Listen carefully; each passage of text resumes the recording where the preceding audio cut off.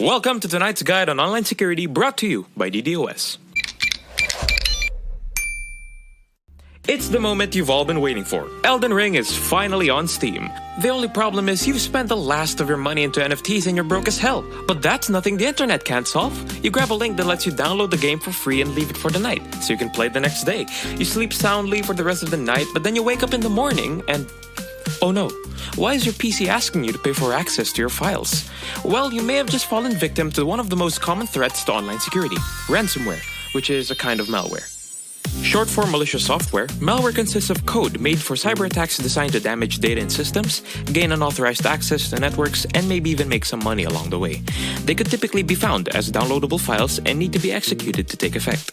Examples of malware include ransomware, viruses, spyware, worms, and trojans. Oh, but D.D.O.S, what could they possibly do to me? Let's start off with viruses. These things are the most common type of malware. How they work is that they attach themselves to an unaffected clean program or file.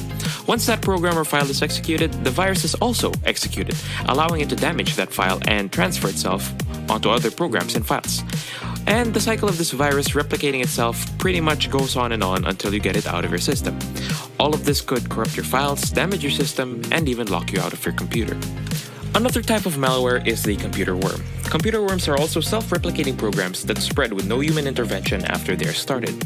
Like most forms of malware, they disguise as work files or links and copy themselves and spread through email attachments, text messages, file-sharing programs, social networking sites, network shares, removable drives, and software vulnerabilities.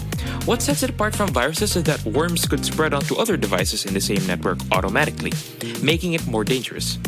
By the way, feel free to pause if we're going it too fast. It just gives us more time to download the... Aside from screwing your system over, malware could also force money out of you. This is exactly what ransomware is for. It could lock you out of your system or encrypt your files so you can't open them properly. Then it will ask you for a ransom in return for regaining access to your system and files.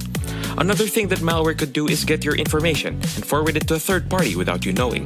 This is what spyware does. The information gathered could range from your activities, your browser history, and your credit card number. A recurring theme among these viruses is that they try to disguise themselves as legitimate files or software, and the hallmark of it all is the Trojan Horse. Yeah, the giant wooden horse that the Trojans accepted as a gift from the Greeks. Guess how that turned out? In computing, a Trojan Horse is a type of malware that looks legitimate, but can take control and even damage and disrupt your computer. They all come in different shapes and flavors and functions. Some of them allow hackers to access your computers. Others steal data from your computer. Others install their friends to gang up on your device, cause D.D.O.S attacks, intercept messages, steal Russian tanks, etc., etc. A drawback of Trojans is that they can execute or replicate themselves like the virus. So it has to fool you into opening the drawbridge. The best way to not get screwed over by malware is to make sure you don't get it in the first place. One way of making sure you don't cross paths with it is by not downloading from shady sources. If for some reason you want to download from shady websites, it would be wise to have an antivirus and a firewall as your backup to help prevent attacks. Now, what if you do get infected by malware? Well, if you could still access your system for some reason, try using an antivirus to scan your files and delete the infected ones. Just pray to God that the damage isn't too significant. Also, change your passwords as soon as possible, just to make sure that if you got infected with spyware, the hackers will have the wrong info. That's it for the video. Thanks for watching. And you better subscribe and hit that like button. Share the video with friends and family. Be sure to click the bell and follow our socials to be notified when and where new videos.